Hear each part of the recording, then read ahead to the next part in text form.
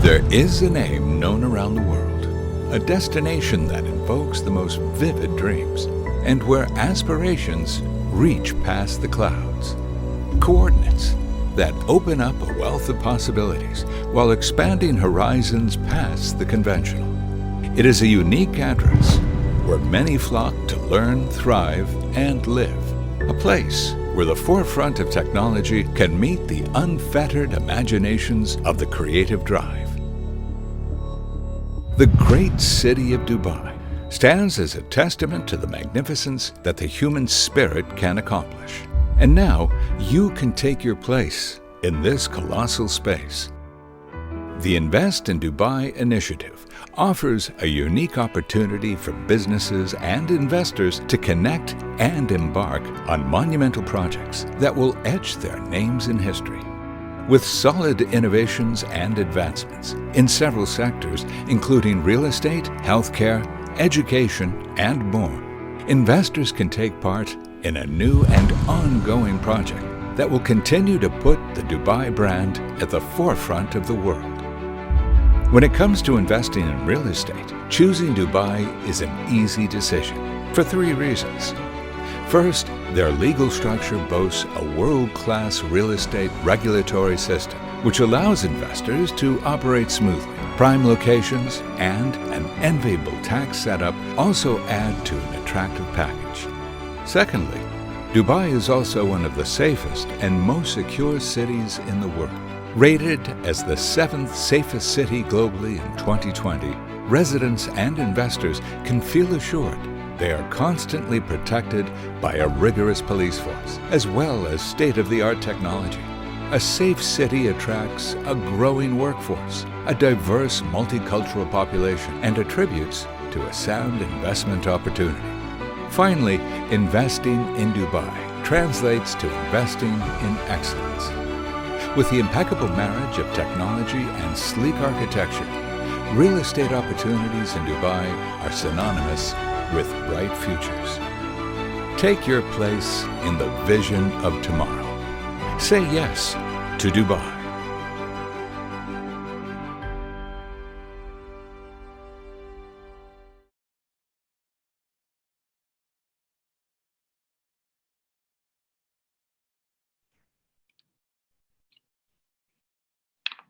Distinguished guests, esteemed media, and ladies and gentlemen, good afternoon. I am Dawood Al-Shizawi, and we are today, I think we are here to listen to all of you about the Pre-Think Tank Group conference that will happen on 26th and 27th of May next month. It's really given me a pleasure to welcome all of you to this Pre-Think Tank Group Leaders Discussion, a special gathering of brilliant minds. The Pre-Think Tank Group Leaders Discussion is really a preparation for the Physical Property Think Tank Group meeting to be held on 26th and 27th May 2021 at the Address Dubai Marina Hotel.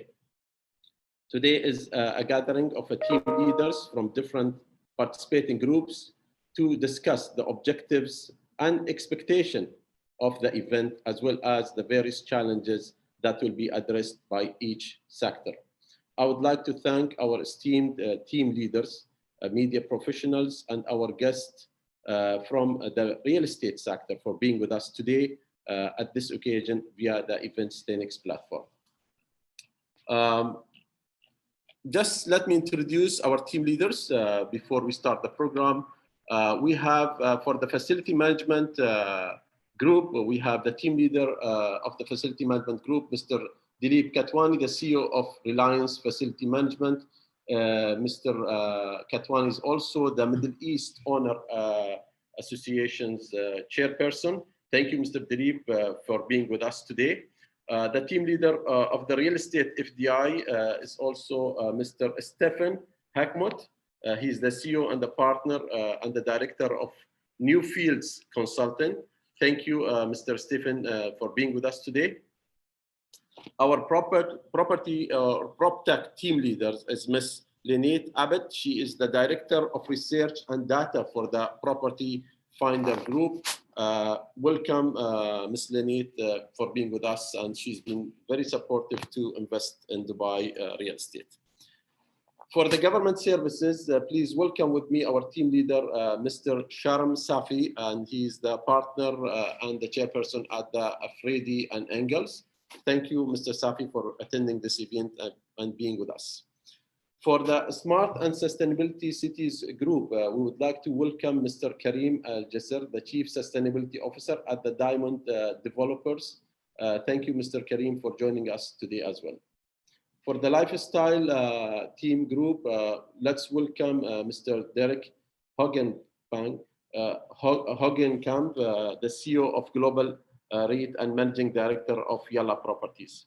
For the Finance Group, I would like to welcome Mr. Asib Rahman. He's the owner and the CEO of Sherwoods International Properties in UK and UAE. Let's welcome everybody again. Thank you for being with us today here, all of you. I would like to just, maybe, throw a question, a general question to everybody, and to basically, welcome your ideas about investing real estate, invest in Dubai real estate. I would like to know, what do you think would be the objective of participating at this property think tank program? Maybe we can start with Mr.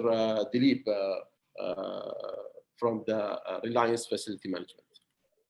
Yeah, thank you, Mr. Daud, for getting this esteemed panel together. I mean, real estate is always a hot topic in UAE and Dubai.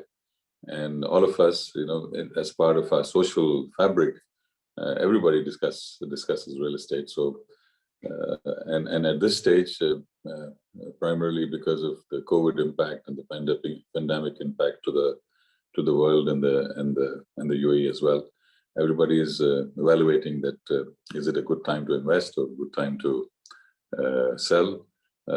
But while we are going through this COVID process, there are a number of challenges which we have seen in our industry, especially in the facility management industry. And one of the key challenges which we see is that there's a resource crunch because of the complete downsizing of companies. People have let go maybe mediocre staff in that process. And while people go about getting more jobs after the pandemic is slightly phasing out, you need to hire again. And it's difficult to get people in that framework which is available at this point of time. And not many people are coming in. So from that perspective, we'll get into details, Daud, when we have the panel discussion open. But I see one of the key challenges to the FM industry is that how do we manage resources to ensure that we are able to deliver, projects on the ground and maintain the standards which Dubai and Abu Dhabi have set up within the framework of facility management and property management. Thank you. Thank you, Mr. Dilip. Thank you. Mr. Stephen, if I would like to hear from you, your objectives. Thank you very much, Mr. Dawood. It's a pleasure, obviously, to be here with my distinguished guests and fellow speakers. I'm delighted to be heading or the team leader for the session in a month's time at the event, specializing on focusing on foreign direct investment into real estate. I've been fortunate enough to be in Dubai for 20 years. I've seen it obviously go from a vastly different situation 20 years ago to its greatness, frankly, today. And I think what we're looking to really achieve in a session in a month's time is to really get under the skin of how we can take Dubai forward for the next 20 years in terms of foreign direct investment into Dubai. It is underrepresented in some markets, in some ways, in terms of its weighting of FDI into the real estate sector. There's quite a heavy concentration on the sort of retail sector and the retail market, shall we say, in terms of investment into real estate. I think there's a great opportunity to hear from the audience, to hear from all the participants, their ideas as to how we can really, take Dubai to another level in terms of bringing, great interest from all around the world, putting in, foreign direct investment into the real estate sector on a multi-channel sort of basis. Brilliant, brilliant. I'm sure Ms. Lenit, she has a lot of objectives and a lot of, things that you would like to say. Yes, thank you, Mr. Dawood. Thank you so much for having us here and for putting together this panel. And hello, everyone who's listening. You know, I have to say the think tank from Dubai Land Department has a very special place in my heart because I was part of the very first think tank. And I led the discussion group on transparency, which is something that I've always been striving for here in Dubai. I've been here in Dubai for the last 15 years, and I've been in PropTech here for the last 15 years. I remember in the very first think tank, I led that group discussion on transparency, and that's where the idea of Moasher was born. And as you know, this is something that we have done in partnership with Dubai Land Department, and it has increased the level of transparency here in Dubai. So an idea that came out from that think tank actually came into fruition and has made a difference here in Dubai. And that's something that I hold very dear to my heart. Another thing that I'm always looking at is how can we increase more awareness of Dubai, about Dubai into other foreign markets? And obviously the main goal is just to drive more foreign direct investment. So these are the things that I will be focusing on, as well as, of course, technology. Well, I think these are the main objectives where we have started the initiative of Invest in Dubai Real Estate, and you know, driving an FDI investment. That's the key elements that the government overall is basically, you know, working together with all the agencies trying to basically, you know, attract real estate investment to Dubai. We'll go to Mr. Hasib. Mr. Hasib, I'm sure that, you know, with a background in real estate over 40 years, I'm sure that, you know, you have a great expectation from this group and this event. No, firstly, thank you very much, Dave, for inviting me to talk on this panel. And I'll agree with Lynette. It's quite interesting how initial discussions take place and then eventually you see them being activated. And being here for over almost 30 years, a lot has changed from simple discussions, and though there's been an app steering committee and a lot of the discussions that change in place. What I like to really see from the financing side, or a discussion with people and trying to see a solution. We know finance and real estate, the two go in hand. Doesn't matter where you are in the world. And I think the challenges that are faced here are we need to look at our developers.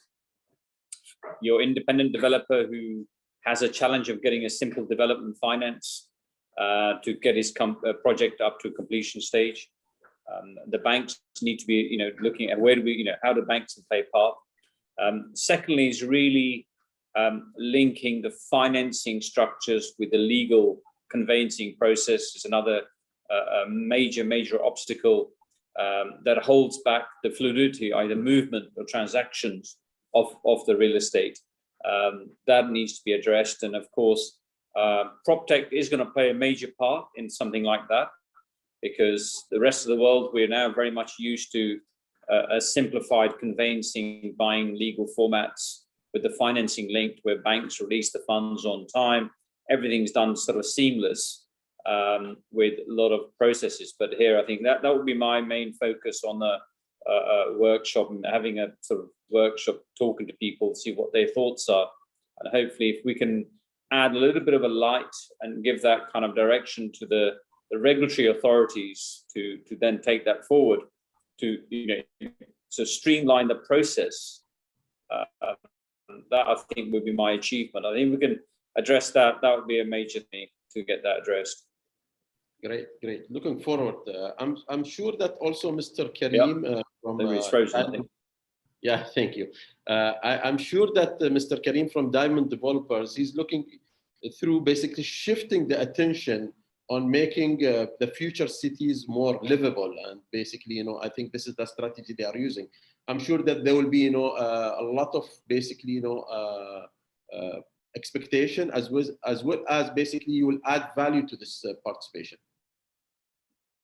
Absolutely. I think we're all kind of approaching and seeing the other side of COVID, and this pandemic, and there may be future pandemics, has taught us many things. And I think it is now that we move back to a physical space, you know, and perhaps, you know, move away from that virtual world that we experienced, This is an opportunity to reconnect, to connect the minds when it comes to how do we design and build and operate cities. The construction industry hasn't changed much for decades, but I think we saw monumental shifts in mindsets in 2020, and those shifts will persist beyond COVID.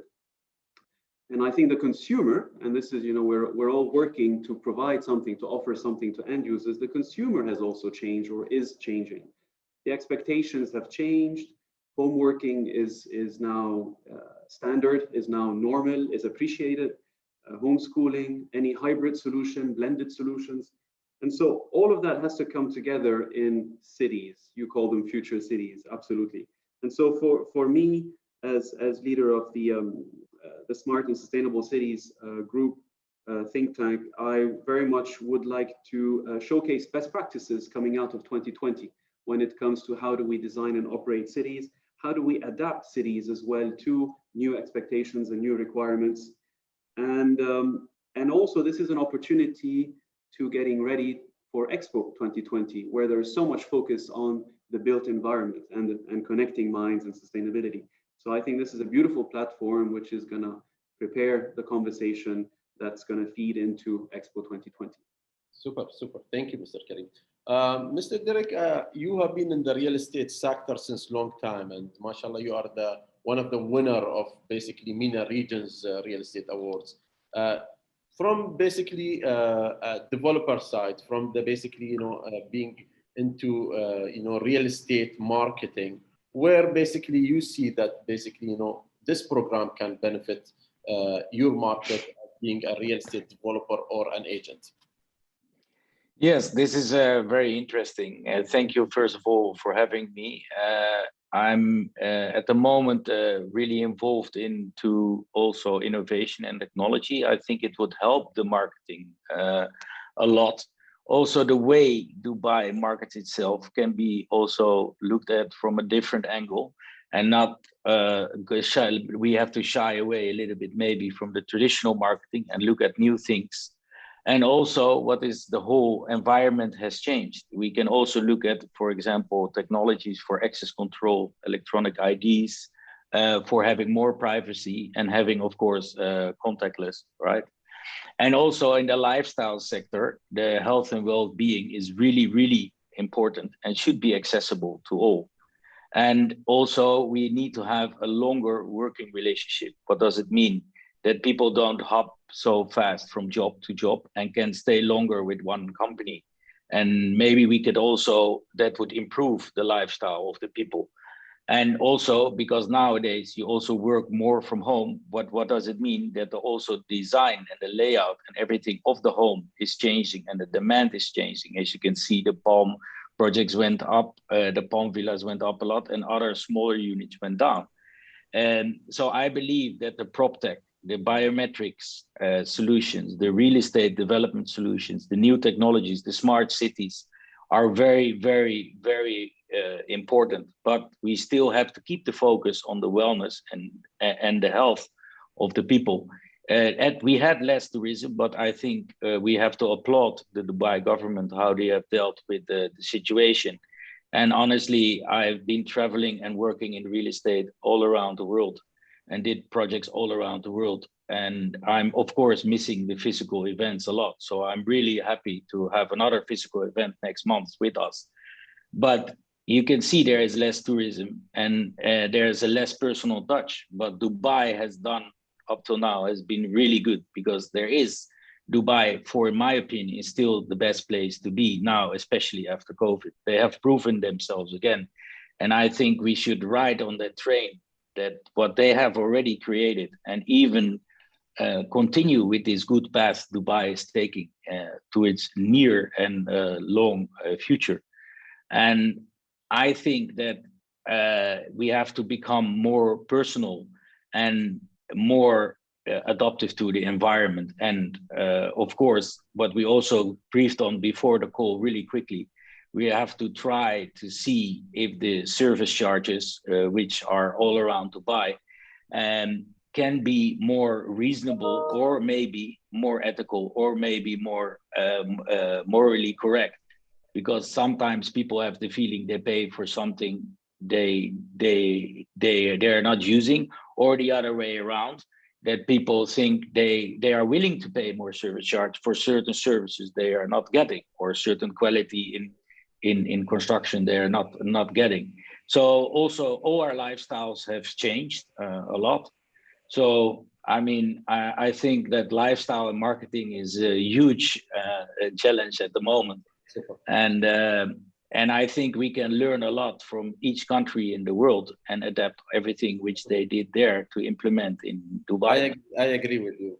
And I think here we have Mr. Sharm, where he's gonna basically lead the government sectors, And adding to what you said, Mr. Derek, I think, Dubai government and UAE government has really one of the best government services, or let's say legislations, or let's say even, the excellence programs that they have in terms of, improving the government services or having the best process in the government services.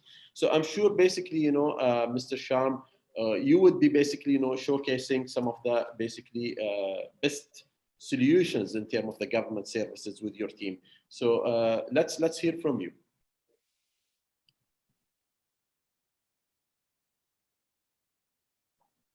Mr. Sharm, I think you're mute. I think you're mute. My apologies. My apologies. Thank you, Dawood. I'm honored to be heading the topic of government services, especially because I'm not part of the government, but a consultant and someone who's liaised with the government for years very closely, and happy to be talking about the government and how what a leadership role it has served. If you remember, the beginning of the projects, the real estate freehold projects, were led by the government. The first towers in Dubai Marina, the Emirates Hills Villas, and others. So the government has really been in a leadership role when it comes to the real estate sector. And I think this discussion will focus for all of us on the future of real estate, what the trends are, and where real estate's going for Dubai. So I look myself to learn from all of you as we discuss these topics and we amalgamate the ideas to understand what the trends are and how we brainstorm to move Dubai and the real estate sector to the next level. At every level, at every time, Dubai has always surprised me. It's always come out on top, including, as Derek mentioned, with the COVID situation. Dubai has become a haven. We're seeing movement from Europeans here and other nationals. We're finding this to be a safe place to live, safe for their families, safe for funds, and safe for real estate investment. And I think our goal is for Dubai to become one of the premier destinations for real estate investment. From a government perspective, the government faces a lot of challenges. It always does in every city. But this government has proven itself time and time again, balancing the needs, demands of private developers versus government developers. So the government here is not just a regulator, but is also a participant in the market. So one of the topics of discussion should be, how do we balance those roles and how does the regulation work to assist? The city planning, the policies that they have, and the balance of demand and supply. How has that worked for us in the past? Are we balancing that going forward? Because that affects all of us. It affects the products we put out, it affects the prices, and of course, our reputation and how we look on the world stage. So government has played a big role. I think it will continue to do that. Of course, happiness as a KPI will be a fundamental driver for the government. And so that leads to a customer-focused perspective, a digital perspective, and an availability to enable all of us to come together to create more demand and put Dubai on the map as the premier destination. Thank you, and thanks to Dubai government and the leaders really, being, very supportive to the economy. Mr. Stephen, I'm sure that basically, that Dubai government and UAE government has been working very hard to attract FDI to Dubai and UAE. How do you think the pandemic has really impacted the real estate FDI at present? Sure, thank you. I think Dubai and the UAE is doing very tremendously in FDI attraction. I think the numbers recently came out that actually they exceeded all expectations even for last year. I think some of the headwinds at the moment, of course, COVID is an issue for everybody in the entire planet. And I think many nations have had some extreme difficulties with the pandemic. I think the UAE and the vision and the response of the UAE has been tremendous. I think they've avoided what could have been worse scenarios that other countries have experienced, but with their great ability to adapt and move very quickly. And I think in many ways, Dubai and the UAE is the envy of many others, as we just sort of, my fellow panelists were just discussing. You know, a lot of people want to move here and see this as being a 5-10 year future for themselves. I mean, a lot of the governments and other countries globally are going to be experiencing, you know, having to pay off a very large tax bill for decades to come, and possibly austerity and possibly higher corporation tax. So from many perspectives, I think there's never been a better opportunity, possibly in the coming months, in the coming years, to actually apply FDI or bring foreign direct investment into the economy of the UAE generally, specifically in real estate. Some of the challenges have, of course, been inability to move around, inability to see clarity of vision in terms of exactly what's happening with the pandemic, when it's going to end, etc. And those headwinds, of course, the UAE has experienced those headwinds just like everybody else and everywhere else in the world. I think the clarity there and that unclouding of that perspective is happening very, very, very quickly here. I think people are starting to realize that Dubai and the UAE is a very, very strong place to put funds because of their ability to be able to deal with a pandemic, and hopefully come out of this pandemic much, much quicker and much more with much stronger growth than many other nations, as I sort of just described. So I don't think there's been a better time, frankly, for FDI in real estate in Dubai. I think the challenges have been, as I said, coming up with the right sorts of products, the right sort of certainty for FDI to come into the sector. And I think that's what's now going to be emerging in the coming months and years as some very, very strong, compelling opportunities for people to come in a far more sort of bolder way. Well, this is, I think, leading me to ask Mr. Asib a question, basically. Do you think, you know, based on Mr. Stephen's, you know, remark, do you think, Mr. Asib, that the market needs a new product, either, you know, from the project side or from the marketing side? Do you think that we would need to really, you know, look into new products to introduce in the market? I think that's very much so, because the entire consumer expectation or the demand, in other words, what the requirements have changed post-COVID. And I think that kind of requirement is likely to be more of a trend for at least the next 5 to 10, if not longer years, because everybody's pressed the reset button, and it means that they want a space where they can live as a space to live in rather than a bed space, if that makes sense. So previously, you know, people were building affordable housing, tiny studios, tiny one bedrooms, but we've got now test cases. We've just finished our research where, you know, you've got buildings, they're studios and one beds, and nobody wants them. And yet, you know, even if they're affordable, nobody wants them. You know, they want a 2-bedroom because they want space, or a young family or couple want a ground floor villa, be it 1 bed or 2-bedroom, but they want a space. So the whole product dynamic is going to be shifting, absolutely, for sure. And this is not just here, by the way, this is globally. It's not just Dubai. I mean, in Europe, we've seen the same. US has seen exactly the same. So I think it remains to see how the developers here shift, go back to the drawing board, and how they bring the new products out. On the other end, on the totally opposite spectrum, what Stefan has just said, hit the nail on the head, is where you have the ultra wealthy who really, you know, for them now, where do they go? And again, what do they want? Where do they want to live and how they want to live? They're saying, look, we only have one life, so we want amazing, grand property.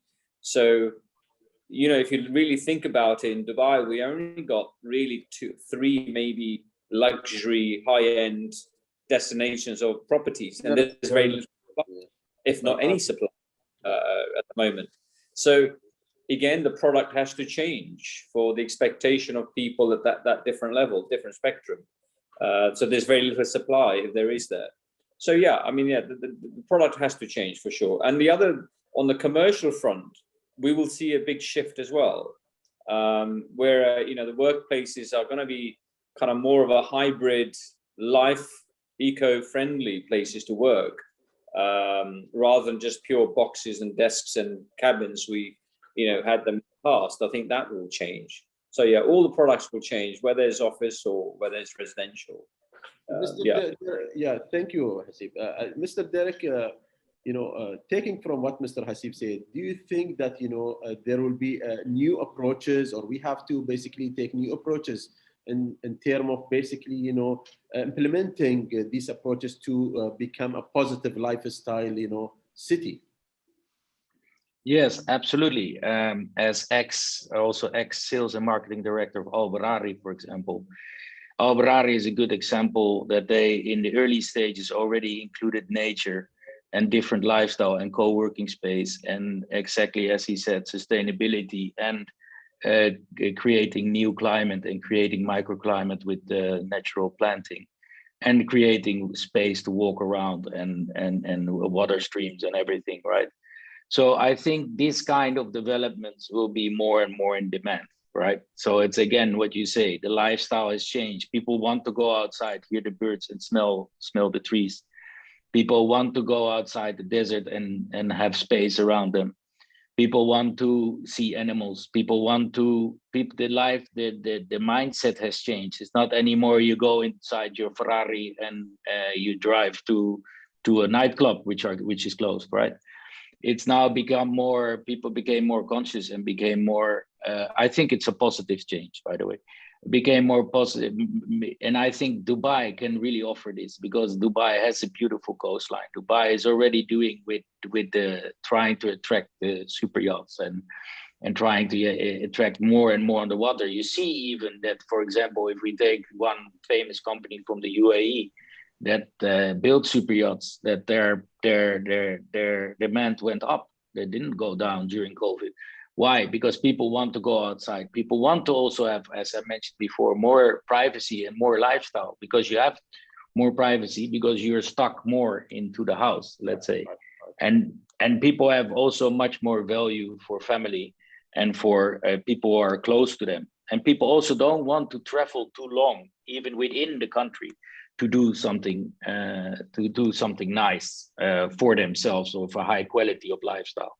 So I think these things are really, really important that we as all, and also Dubai government and all of us, the developers and the people who are involved, to really get this supply, that people can really have everything in Dubai. I mean, Dubai already has more than almost any other place in the world, but we can even improve more. And this is one of the things which I mentioned before, the wellness and the health sector for me is like number one. If I look at other countries, okay, they get sometimes some stuff, for example, for free. If you look, for example, at Montenegro, they have beautiful water and beautiful mountains, but they're lacking a lot of medical, right? If you look at Dubai, it has so much to offer. And I think we should, what the nature has to offer of Dubai, and what Dubai already has, it can be in a sustainable way. I like the project of, for example, Sustainable City, amazing. All these kinds of things, which we might already have, but maybe we can implement that even more in every area in Dubai. And I think we only have space to improve even more, even though there is already, all the initiatives are already, like 90% is already there. So we just have to work on it more and implement it more. And I think the Dubai government can help a lot, maybe also to implement some obligations. If you talk about the cold country, you remember that there were buildings with one glazing, and then it went to the double glazing, and then the standard of triple glazing. Dubai already did, for example, higher the standards on fire safety, because for Dubai, fire safety is an important. A lot of standards. Yeah. So the standards, they're going up. And so Dubai government is really helping to put these standards up. And I think also this is very important in the real estate, that the more standards we have, the more happy the country is, the more wellness there is. And Dubai is doing a great job on that. And I think we should help them also to create even more standards of not only fire safety or water treatment or all this, but also of happiness and also of innovation and also of smart and also of sustainability and also of self-sustainability. Super. I think this we are talking, all about green economy and sustainability and smart cities. I think, Mr. Karim, maybe you can give us an overview of the current status of smart and sustainable cities in Dubai and in other parts of the world. Absolutely, thank you. It's great, we're converging. We see a common future, and I think we all agree that the pandemic in Dubai and beyond is an opportunity to build better, right, and to operate cities in a different way and to cater to end users. But here is a second opportunity as well for Dubai, before I speak on a more global level, and that is the newly enacted Urban Master Plan for Dubai 2040. And so this, if we step back a little bit, helicopter view, we now have a new vision as well for urban developments in Dubai. The previous one had a 2020 time horizon. And I think we need to, when this becomes, completely public and available, I think we have to understand it, scrutinize it, because it will open up many opportunities and doors for building back better. So the Urban Master Plan 2040, I think, is something to keep an eye on.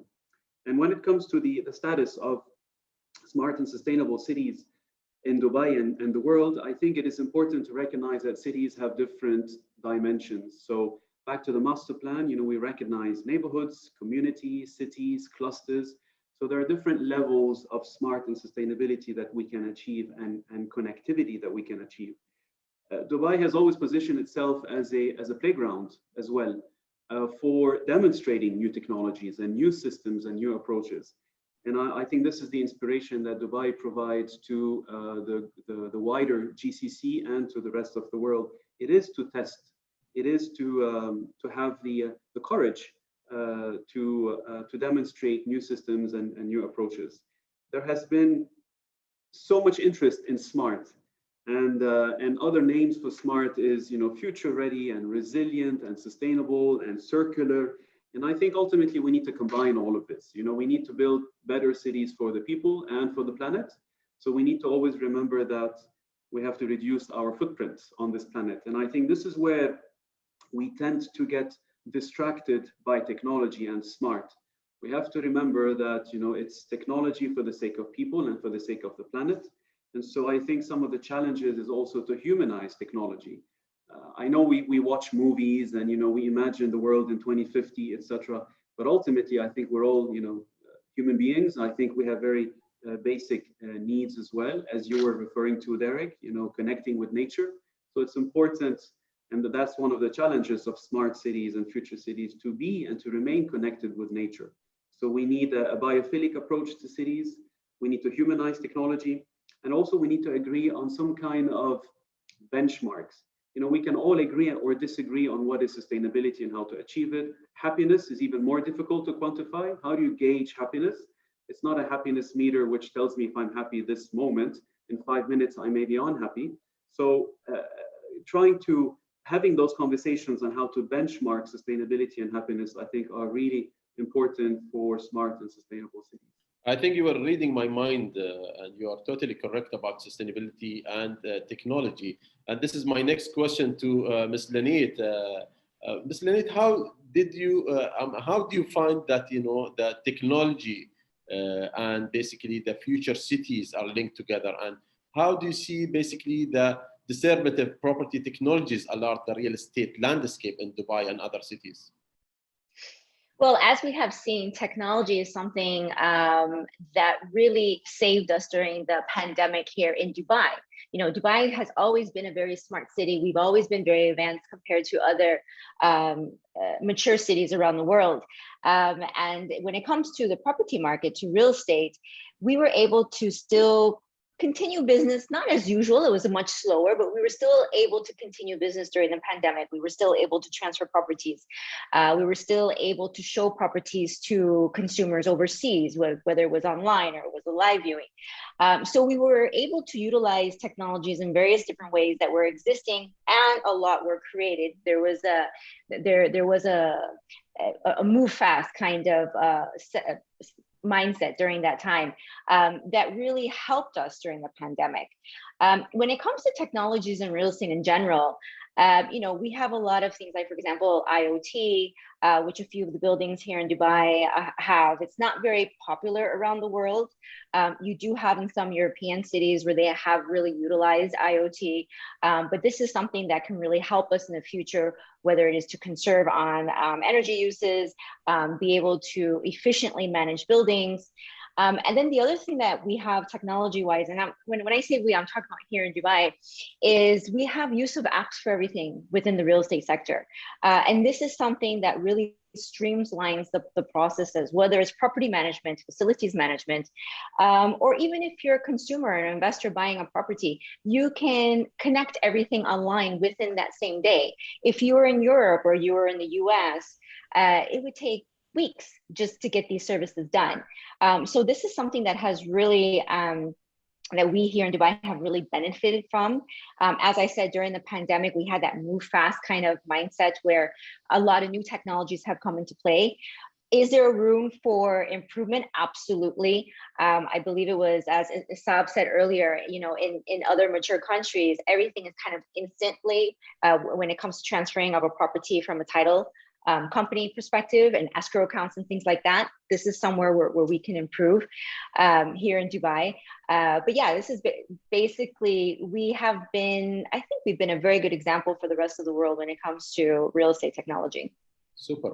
And I think here the technology plays a major role in everything, not only into basically, payments or basically into transferring of money or property rental, but also it plays a big role in terms of facility management and how to manage your property. And here I think Dilip, maybe he can basically give us an overview on the existing methods or the future methods that can basically streamline the facility management processes and how we can link technology to facility management, or also, to improve the facility management in the city of Dubai. Yeah, I mean, Lynette made a good point that, technology has really helped in the past year. I mean, the real value of technology has been recognized by companies and individuals and families during these times. And if you actually ask my opinion, Mr. Daud, I personally feel our overall lifestyle and the work-life balance has improved in the past 6 to 8 months, since the time we are transitioning back into post-COVID conditions. Because the major challenge to lifestyle and work-life balance was travel. Travel kind of exhausted us half the times of the work we did during the day. So I think this has been a great win in these times. I would say that people have realized that there is a way to manage that work-life balance, which is use of technology, and deciding when do you really want to have a physical meeting and we don't want to have a physical meeting. So that's been a great win there. In terms of property facilities management, learnings during these times have been quite a bit, because again, there was an element of physicality in facilities and property management. Every time we had to send engineers to physically go and check it, right? What is coming out of this whole process is that we need to make equipment which are more smarter and which are more IoT enabled, so that you don't have to physically go about going there to actually check what's going on in the equipment. So we see an evolution of IoT in the equipment industry within the facility management arena. We also see a lot of usage of apps and web-based tools to ensure that there is not so much of physical element required to go about managing your equipment and managing your buildings. So that's another market that basically people can invest in, maybe. Absolutely, absolutely. There's a huge opportunity there where clients and people are looking at technologizing as much as possible to ensure that there is, like they say, that in 10 years to come by, you will not need technicians. You will need engineers on your laptops to go about managing your buildings remotely. That's going to be reality. This is leading me, Dilip, to another question to Mr. Asib, where basically he's going to lead the finance team or finance group. I mean, today we see basically a lot of people moving from traditional banking to maybe, e-banking or e-wallets and these things. So, Mr. Hasib, do you see that there is any risks and challenges on today's real estate finance market? I think for different type of instruments, we've got crypto, Bitcoin, digital banks. There's no risk to the market as such, only you can have a benefit because it speeds the whole process. The risk is based on the security. I mean, we've just recently completed a transaction in the UK, and even the entire asset valuation, everything was on digital based. Most of us, I'm sure Lynette will be aware of the term called NFT. We are way in advance in working on projects bringing real estate into NFT component, which basically will, at a click of a hand, you can buy a property on the spot. So, technology is going to play a major revolutionary role. And I think it's kind of speed up the whole process where something we may have done in 10 years, we'll be doing it within 24 months. I think, so the risk factors are pretty minimum. Plus benefits, of course, there are. Of course, there is always going to be an element of diligent process that needs to be done. Crypto, Bitcoins, these are things that sort of momentum is really high. Although I'm not a very pro person in that kind of digital currency world, but it is working and people are transacting. I think in time, I think things will get more transparent and clearer and regulated. The more regulation. I think Hasib also needs some solutions because some of the I think everybody's looking at the Chinese market now, and with Chinese government putting basically some obstacles in terms of transferring money, and it's really affecting the market. And I think maybe a lot of people are looking into finding solutions for that, right? Yeah, I mean, this is where this crypto, Bitcoin, and NFT component is going to replace a lot of that. So that's where you will see the FX, cross-border AML, KYC also is very important. So it's going to bypass a lot of those components.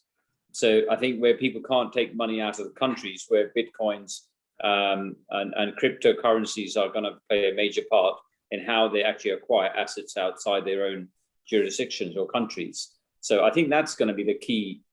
It will be a massive help. Already people are using it. I mean, again, we see it in Dubai.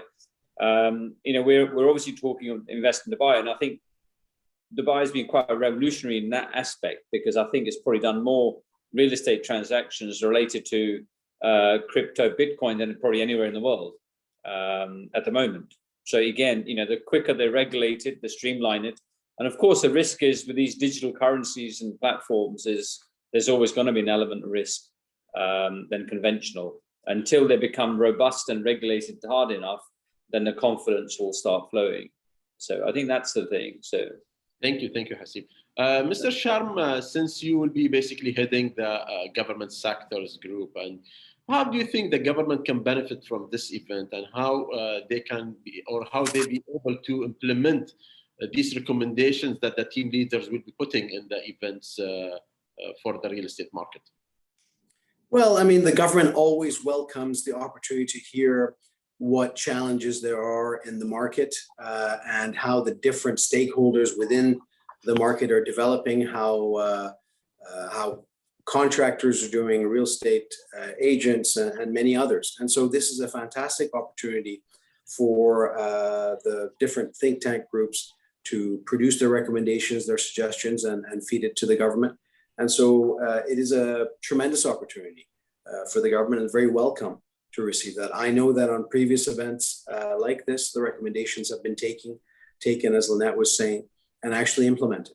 And so this will happen again. And so this is a tremendous opportunity. Also, as I mentioned, happiness being so important as a KPI, this will also feed into that and ensuring that there's that KPI is being satisfied not only with customers and investors, but also with stakeholders and participants. So for the government, it's a significant event. Thank you. Lynette, do you think that there are any barriers into implementing these solutions or implementing some of the technological innovation in the property market in UAE market?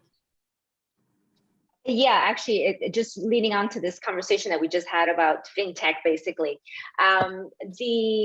the barriers that we have there right now is regulations, especially when it comes to the banking industry. There's a lot of things that can be streamlined and automated. However, that barrier is regulations. And that's something that really should be addressed, because we can be using technology. We can be using automated valuation modules, for example, to carry over a transaction in the residential market, even the commercial market. I think that that's something that it would be very good to tackle in the session next month. I would say the other barrier, just in general technology, is just bringing in new talent into the region. This is something that we here at Property Finder just struggle with on a daily basis, is trying to attract more talent from across the world. And that leads on to the thing that I said in the very beginning. One of my goals here is to increase awareness of Dubai. What is Dubai? Why it is such a great place to be in and to live? Absolutely. Yeah. Absolutely. And I think a lot of people are seeing it now during the pandemic, people coming in from Europe and across the world, just because of the lockdown situations there, they're coming here into Dubai and they're looking around, they're like, okay, this is a place I can live. So that's, again, one of the goals, hopefully, that we can tackle next month.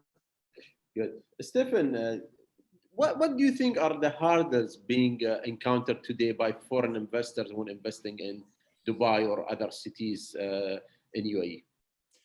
Sure, thank you. I think Dubai has been tremendously successful over the last 20 years in attracting a very, very strong weighting of retail investors into real estate. A lot of people buying single units, or buying many single units, apartments and villas for investment purposes or to live in. I think in terms of sort of foreign direct investment and sort of institutional capital, there's an opportunity for Dubai to get a bigger weighting of that moving forward. I think some of the challenges have been the kind of sort of a bit more sort of frontier or early stage sort of market dynamics of Dubai. I think we're now moving into an era where there are certain locations, for example, in Dubai, like the DIFC, like Sheikh Zayed Road, like the Marina, and many of the master community developments where the land is valuable and has a long-term valuation, accretion, and stability now. And what that means is, I think it's an opportunity for more foreign direct investment to say, look, I can put my capital into these areas. I can invest in a project, and I can happily see my risks being mitigated by the sheer factor that 20 years ago, when you've got new projects popping up here and there, how do you know that this area is going to be the area in 20 years' time where people want to gravitate around in terms of their working, their living, their leisure? So I think there's that dynamic, which is a very interesting thing. Ultimately, one of the main hurdles is exit, frankly. If you're a big institutional player and you want to put hundreds of millions of dirhams or dollars into foreign direct investment into real estate, where is your exit? Where you've got to see clarity and really good, strong foresight into how you're going to manage your investment in terms of its overall, the play that you're trying to achieve. And having really strong REITs, having really strong exit opportunities is pivotal, frankly, to attracting more FDI. But I think one of the key things that I really want, very much looking forward to debating with all the participants in a month's time, is how do we bridge then the gap between the retail investor and the underweighting or the opportunity for more institutional or more sort of institutional format sort of capital. And I think the answer is, frankly, digitalization. The huge wave of digitalization, Dubai obviously being at the forefront of blockchain initiative, all real estate effectively having a hash key that represents its title, is just going to open up a tremendous amount of opportunity for the digitalization and the interplay in the digital world of how real estate and investment can perhaps go to very much the next degree and the next level of attracting foreign direct investment and mitigating the inherent hurdles and risks that foreign direct investors face. And I think that's something that still needs to evolve as a science and a thinking. And I think it's going to be one of the main concentrations of the debate in a month's time is some amazing ideas that I think will come into crystallizing some of those opportunities. Great, great. And I think, the overall event, the think tank program that we are basically developing on 26th and 27th of May, it's about bridging the gap between the knowledge and the policy making. And here, I think the government is with us and they will be present with us during the event. So basically, we are trying to basically, bring the teams together and try to basically bridge the gap. And here, I think I'm running out of the time. We have 3 minutes left. So I would like to ask a 10-second or 20-second answer. I would like to ask a question. What is the end result that you are all expecting, to accomplish after this event from, you being in the sector? Maybe we can start from Mr. Stephen again. Could you just repeat that again? I couldn't hear. It was a bit of an interference.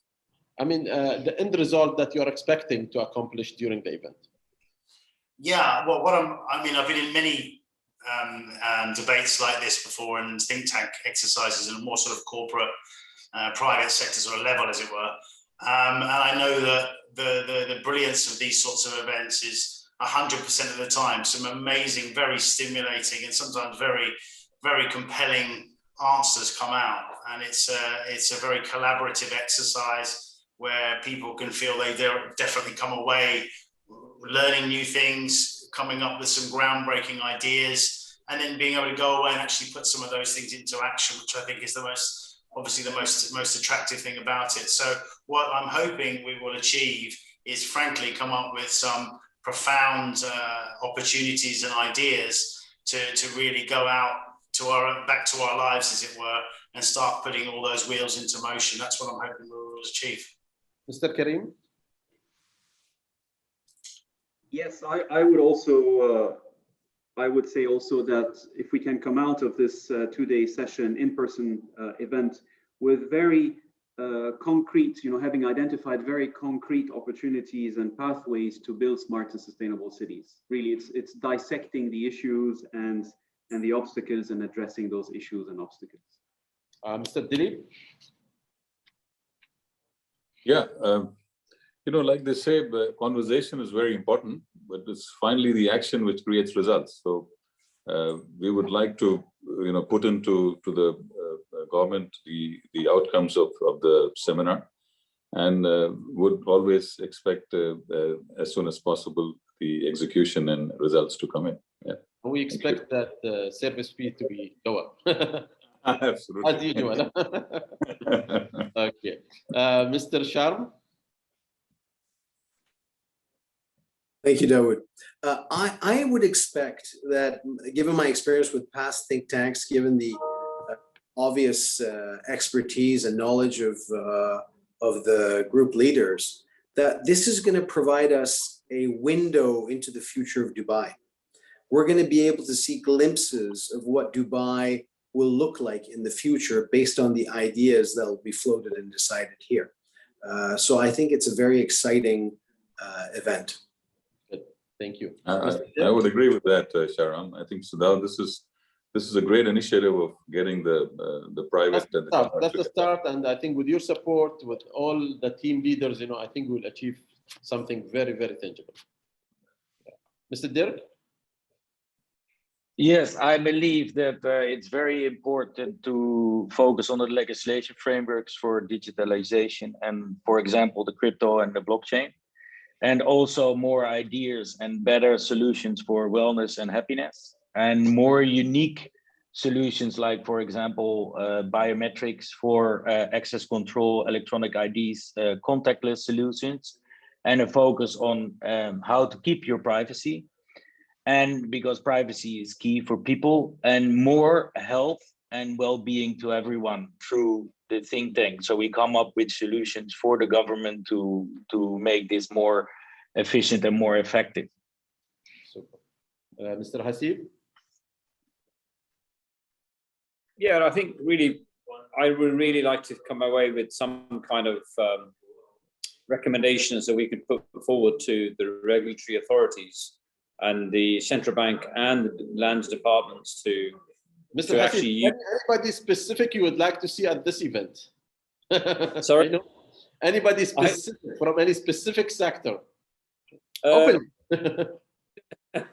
You know my views anyway. So. Tell me, I'll bring them. I think really for me it will be really trying to share other people within the forum to actually share their experiences of actually the transaction processes and the finance processes. And I think digital technology, it's going to play a major role. How we digitize assets for an investment, because having sort of dealt with some overseas investors in the last 3-4 months, substantial level investors, the biggest fall down is really that. I mean, that's what the foreign investor wants. They want a standard format, a transaction flow which they can be regulated and they feel safe. So I think that's a kind of if we could come up with some kind of idea to put forward to it, that actually is the future of Dubai. I mean, 10 years from today, we may look back and say, hey, we had that discussion. What a value input we did. Super. Lanit, finally with Lanit, and I think you can conclude, with your expectation. Okay, I would have to agree with everybody. I think that we need to present recommendations that are inspirational yet achievable. There are many processes that need to be streamlined, which we can do today using technology. However, regulations need to be worked on. So this is basically what I'm looking for out of this event.